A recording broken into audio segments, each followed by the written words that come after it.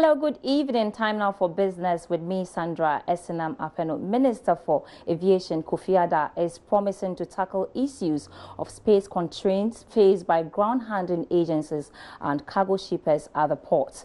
The comments follows concerns raised by cargo and ground handling Aviance Ghana, Swiss Ports and Menzies after the minister toured their facilities. Speaking to Joy Business after the tour, Minister for Aviation said they will work to resolve the issue to give a boost to the freight business.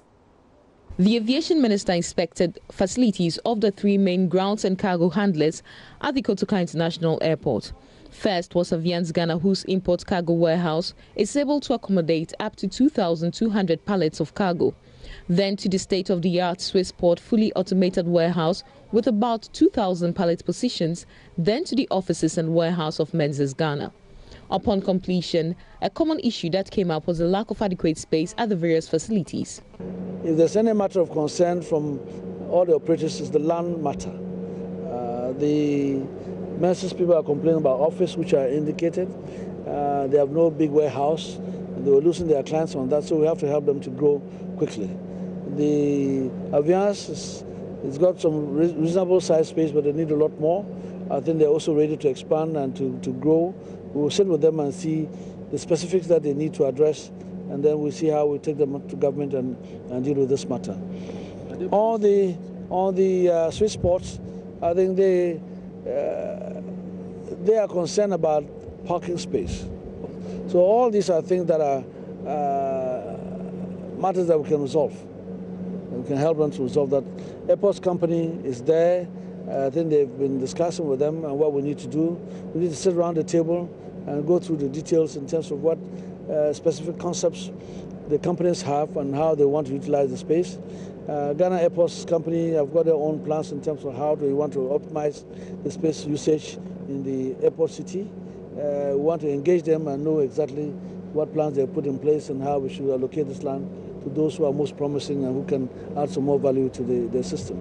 Recent reports from the Ghana Airports Company Limited indicated that tonnage of goods transported in 2017 saw a growth of 5.6%, following increased demand for non-traditional export.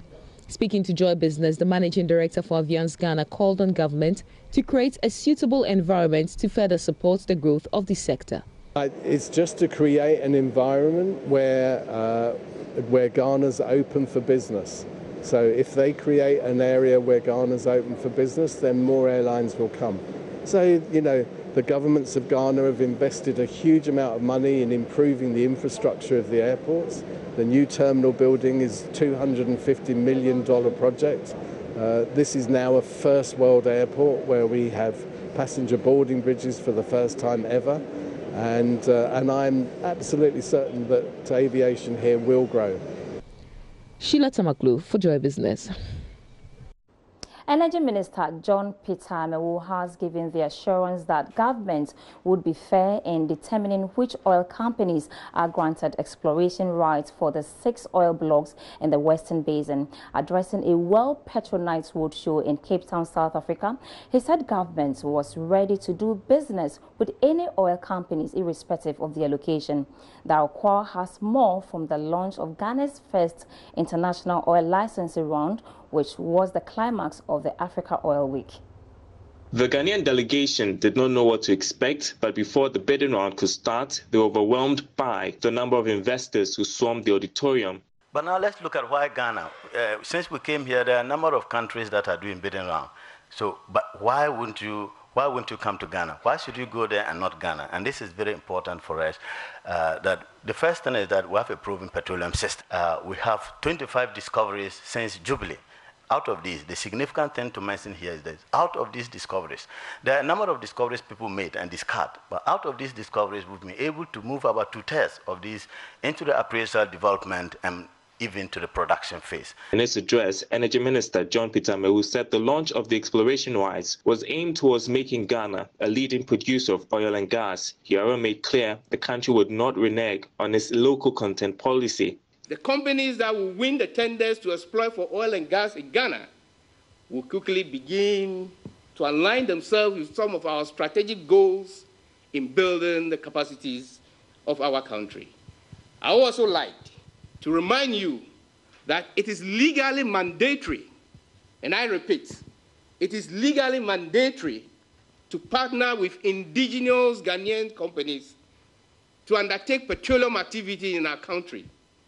It is therefore important to study our local content regulations and standards far in advance to ensure our alignment with our local requirements. Chief Executive of the Petroleum Commission, the regulator of the upstream sector, Egbert Fabill Jr., touted Ghana's stable democracy and business-friendly environment. We also, through our regulatory framework, ensure that there is a conducive socio-political environment that provides limitless upstream opportunities in a dynamic and steadily advancing economy. And of course, Ghana continues to be the most attractive destination for upstream investments in West Africa. This is an unassailable fact. International oil companies with interest are expected to make submissions by end of November, whilst local companies will be pre-qualified for participation in December 2018. Daryl Kwao, Cape Town, South Africa. As part of measures to boost confidence in the insurance industry and deal with the prevalence of fraudulent insurance stickers, the National Insurance Commission, NLC, has begun moves to launch an electronic platform to check the menace. This was disclosed by Deputy Commissioner of the NLC, Michael Kofi Andoh, during the rebranding ceremony of Equity Assurance, to Suhu Assurance.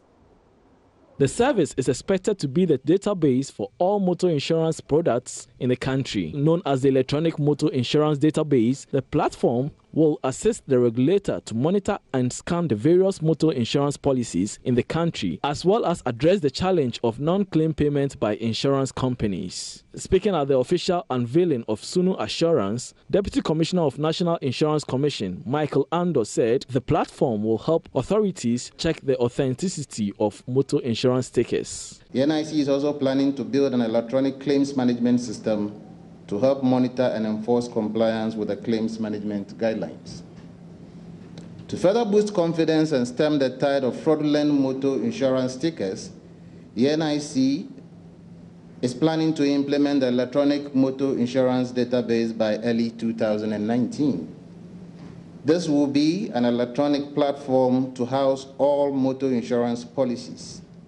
The police, the public, and relevant government agencies will have access to confirm the authenticity of motor insurance policies.